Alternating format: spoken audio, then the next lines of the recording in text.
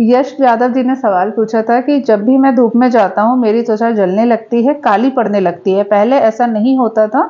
बचपन में मेरा कलर गोरा हुआ करता था। 5-6 साल से ये समस्या हो रही है। एक्स्ट्रा म्यूकस भी बनता है। ये सवाल मुझे थोड़ा सा इंटरेस्टिंग लगा क्योंकि कॉन्सेप्ट बेस्ड डिस्कशन है इसके ऊपर, इसलिए मैं इस सवाल का आंसर यहाँ पे कर रही हूँ। पहली बात तो आपका यहाँ मैं दो क्लियर कर दूं स्टार्टिंग में ही कि अगर आप बचपन से काले हैं या बचपन से गोरे हैं और आप अपना कलर चेंज करना चाहते हैं, बहुत सारे लोग होते हैं ना जो गोरा बनना चाहते हैं, गोरे बनने की क्रीम का भी इस्तेमाल करते हैं, वो कभी नहीं होगा। हमारा जो कलर है, बेसिक कलर है, उसमें आप बहुत ज़्यादा चेंज कभी नहीं कर सकते। थोड़ा बहुत 19-20 का शेड का अंतर आ सकता है। वो शेड का अंतर भी आपकी जो ड्राई स्किन होती है उसका रिमूवल हो जाता है, इस वजह से आ सकता है। आप कलर चेंज नहीं कर सकते। तो इस वीडियो को प्लीज गोरा होने की टेक्निक के रूप में बिल्कुल भी मत देखिएगा। यहाँ पर हेल्थ कंडीशन है जिसमें उनका रंग धूप की वजह से चेंज हो रहा है।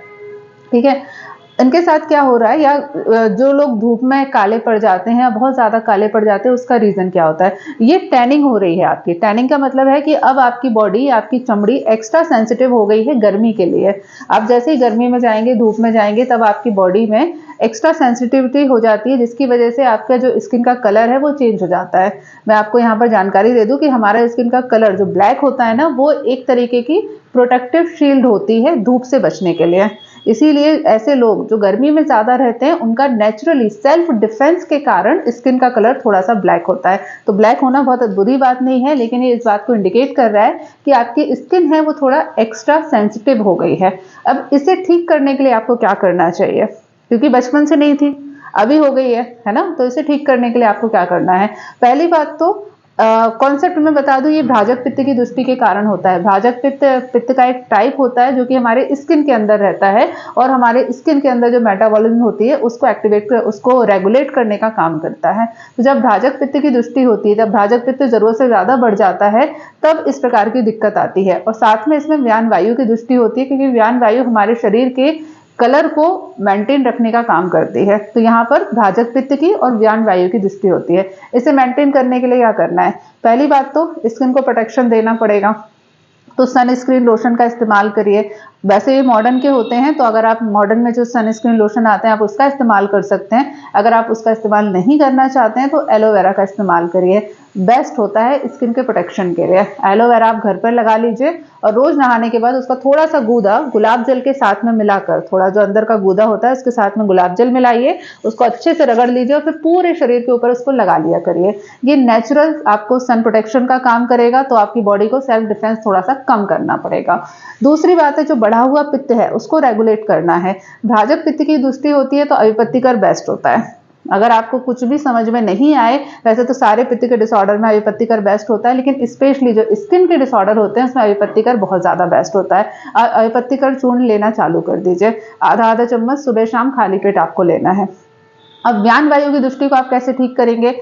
व्यान वायु हमारे शरीर में, पूरे शरीर में घूमती रहती है। इसे रेगुलेट करने के लिए आपको गुग्गुल का प्रयोग करना चाहिए, लेकिन गुग्गुल का प्रयोग करने से चमड़ी काली पड़ती है, तो इसलिए यहाँ पर हम गुग्गुल का प्रयोग नहीं कर सकते। यहाँ पर आप क्या करेंगे? आप घी का प्रयोग करेंगे, घृत का प्रयोग करेंगे। घृत का प्रयोग करने से आपका भ्राजक पित्त भी बेस्ट हो जाएगा, ठीक हो जाएगा, और जो घृत में स्निग्धता होती है उससे आपकी वायु भी मेंटेन हो जाएगी। तो आपकी कंडीशन में आपको, अगर आपका कोलेस्ट्रॉल लेवल ठीक है, अगर आपको कोई हार्ट प्रॉब्लम नहीं है, बीपी प्रॉब्लम नहीं है, कोलेस्ट्रॉल की प्रॉब्लम नहीं है, जनरली आपकी बॉडी लीन एंड थीन, दुबली पतली वाली है, तब आपके केस में आपको अविपत्तिकर चूर्ण का प्रयोग करना चाहिए और साथ में घृत का प्रयोग करना चाहिए। घृत आप महातिक्त घृत का प्रयोग कर सकते हैं आधी आधी चम्मच की मात्रा में, सुबह शाम खाना खाने के बाद में, या फिर दोपहर में खाना खाने से पहले।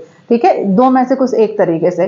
घी खाने से मोटापा आता है और गला खराब होता है, तो इसलिए ध्यान रखना है जब भी आप घृत का सेवन करेंगे, गर्म पानी के साथ में ही सेवन करना है। अगर आपने ठंडे पानी के साथ में घी लिया तो आप रात में लेंगे, अगले दिन आपका गला बिल्कुल जाम हो जाएगा, फिर आप दोष मेरे को दोगे कि यार इन्होंने गलत दवाई दी। तो ये पूरा कॉन्सेप्ट है आपकी हेल्थ कंडीशन के लिए। ये चीज अप्लाई करिए, आपको फायदा होगा। इतनी कोई बहुत सीवियर प्रॉब्लम नहीं है कि इसके लिए आपको पर्सनली डॉक्टर के पास में जाना पड़े। जो मैंने आपको 2-3 मेडिसिन बताई है, इतने से ही आपका काम हो जाएगा। बाकी थोड़ा सा धूप से बचने का प्रयास करें, और बस इतना ही। बाकी और कुछ आपके केस में याद नहीं आ रहा। मिर्ची कम खाइए, दूध थोड़ा सा कम लीजिए, और गर्म चीजें जो होती है, जो कि पित्त को बढ़ाने वाली होती है, वायु को बढ़ाने वाली होती है, उसको कम करिए।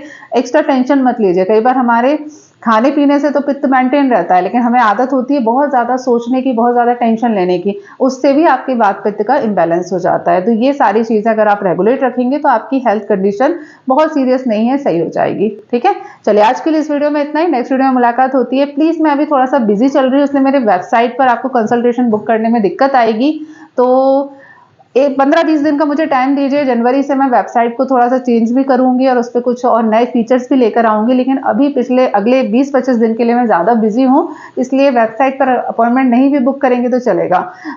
कई लोग ये वीडियोस बाद में देखेंगे तो कंफ्यूज हो जाएंगे। मैं बता दूं, आज है 13 दिसंबर, तो 13 दिसंबर से लेके मे भी शायद 5 या 6 जनवरी तक मैं बिजी हूँ, जनवरी नए साल में। उसके बाद में मैं आपके टेलीफोन कंसल्टेशन और ईमेल कंसल्टेशन और होगा तो कुछ नए फीचर भी ऐड करेंगे, तब करेंगे। ठीक है, चलिए नेक्स्ट वीडियो में मिलते हैं, तब तक के लिए stay healthy and be happy. Good bye.